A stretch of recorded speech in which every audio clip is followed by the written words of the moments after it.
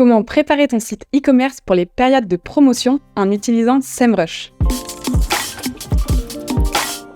Je m'appelle Nelly Kemp, je suis consultante SEO et aujourd'hui je vais essayer de te montrer quelques techniques qui sont pratiques et efficaces pour que tu puisses tirer meilleure partie des périodes de promotion qui sont normalement assez centrales pour ton activité. Alors pour ça, on va commencer par faire une analyse concurrentielle directement sur SEMrush.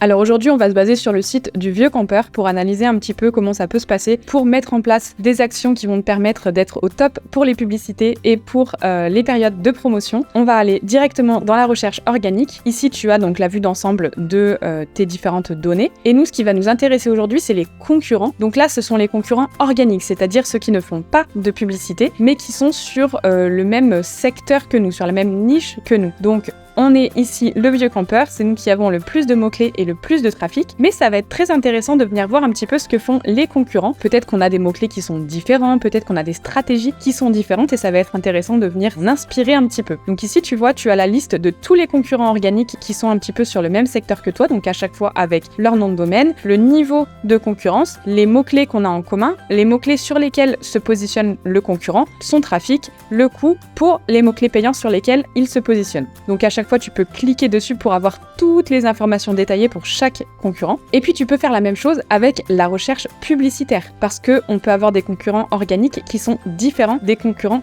payants. Pour ça, on va se rendre dans Publicité et tu vas ensuite dans Recherche publicitaire.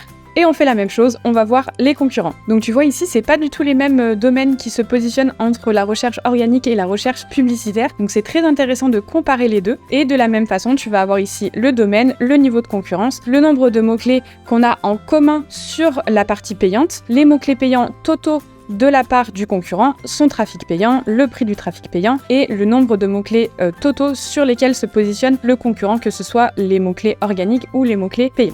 Et ce qui va être intéressant de regarder ici, ça va être de voir un petit peu les textes d'annonce par exemple des concurrents. Ça va nous permettre de voir quel est leur message publicitaire, quel est le type de promotion qu'ils mettent en avant. Ça va nous donner peut-être des bonnes idées pour nos propres campagnes. On peut aussi regarder les périodes pendant lesquelles ils investissent le plus en publicité et comme ça on peut s'en inspirer pour voir s'il y a des moments clés qu'on aurait éventuellement oubliés. Alors ça évidemment c'est les mots-clés du Vieux Campeur qu'on est en train d'analyser ici, mais on peut faire la même chose avec tous les concurrents et ça va vraiment nous donner un super aperçu de la stratégie qui est mise en place par les autres domaines. Tu sais maintenant qui sont tes concurrents. Ce qu'on va faire, c'est qu'on va venir s'assurer que les bases de ton site sont saines, tant à la fois sur le point technique que sur ce qu'il y a à l'intérieur, donc le contenu. Pour la technique, tu peux lancer un audit sur SEMrush.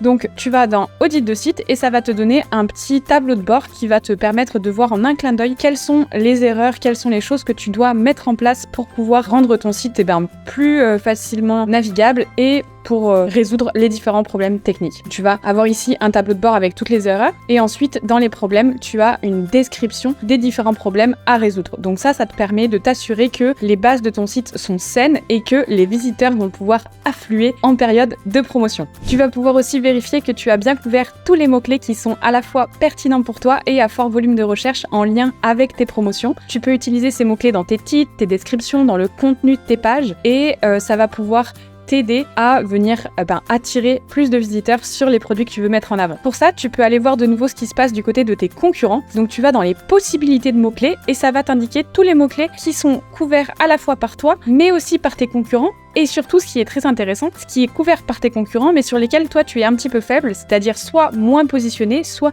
pas positionné du tout. Donc là, tu vois, nous, on est le Vieux Campeur, donc on est en bleu, on a quand même beaucoup de mots-clés. Mais par contre, il y a une certaine partie des mots-clés des concurrents qui sont à l'extérieur de notre cercle, c'est-à-dire qu'on les a pas couverts. Donc l'idée, c'est de venir s'assurer que c'est une vraie volonté et que c'est pas qu'on a oublié quelques mots-clés. Alors tu peux aller ici dans manquant, c'est les mots-clés sur lesquels on n'est pas positionné du tout et pour lesquels les concurrents sont positionnés. Donc est-ce que c'est pertinent pour toi de venir te mettre sur ces mots-clés là en fonction de ce que tu veux mettre en avant? Et bien c'est à toi de faire l'arbitrage. Et tu as les mots-clés qui sont aussi faibles, c'est ceux pour lesquels tu es positionné mais moins bien que tes concurrents. Donc ça peut être intéressant de mettre un petit coup de boost sur certains mots-clés pour éviter que les concurrents te passent devant. Comme d'habitude sur SEMrush, quand tu cliques sur un mot-clé, ça va te donner aussi les mots-clés qui sont associés. Donc ça va te permettre d'avoir un petit peu plus d'idées sur éventuellement des mots-clés de longue traîne ou des autres opportunités que tu n'aurais pas envisagées. Donc là par exemple, j'ai cliqué sur snowboard et tu vas avoir toutes les idées de mots-clés et toutes les variantes. Donc à toi de venir vérifier si c'est pertinent ou pas de les intégrer dans ta stratégie, mais au moins tu as toutes les infos sous les yeux pour faire ton choix. Et puis tu peux faire la même chose en analysant le contenu de tes pages promotionnelles pour t'assurer qu'elles sont bien optimisées pour le SEO et pour t'assurer que tu as aussi bien intégré des mots-clés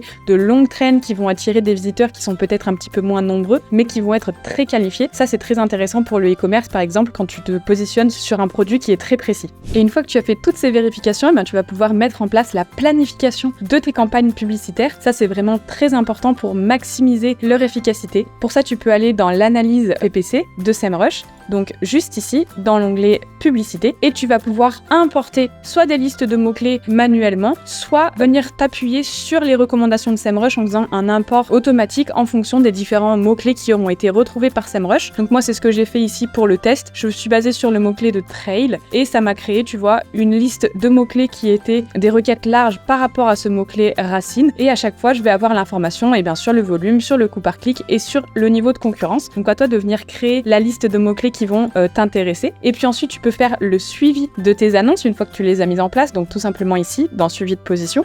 Ensuite, tu vas pouvoir suivre les positions de tes annonces en regardant les performances en temps réel, ajuster en fonction des différents résultats obtenus. Et puis tu vas pouvoir utiliser ces données pour voir quelles annonces ont le meilleur taux de clic, le meilleur taux de conversion et ainsi optimiser tes campagnes, soit pour cette période-là, soit prendre les enseignements de cette campagne pour la prochaine période de promotion. Et tu peux créer aussi des rapports personnalisés sur SEMrush en venant dropper les différents widgets qui t'intéressent. Ça va te permettre de voir quels mots-clés, quelles annonces génèrent le plus de conversion et ajuster ton budget en conséquence. Et voilà, il te reste plus qu'à créer le contenu spécifique pour les périodes de promotion qui va vraiment permettre de capter l'attention des clients. Pour ça, tu peux rédiger des articles de blog sur les meilleures offres, sur les tendances de la saison, des guides d'achat. Pense à vraiment créer des contenus qui vont répondre exactement aux questions fréquentes de tes clients, comme par exemple comment choisir le meilleur produit pour débuter la randonnée, ou bien le top 10 des cadeaux pour un cycliste. Tu peux créer aussi des landing pages spécifiques pour chaque promotion avec des appels à l'action qui vont être clairs, qui vont être engageants. Ces pages, elles doivent vraiment être optimisées pour le SEO et elles doivent aussi offrir une très bonne expérience utilisateur. Et puis tu peux utiliser l'email marketing pour informer tes clients de tes promotions et n'oublie pas de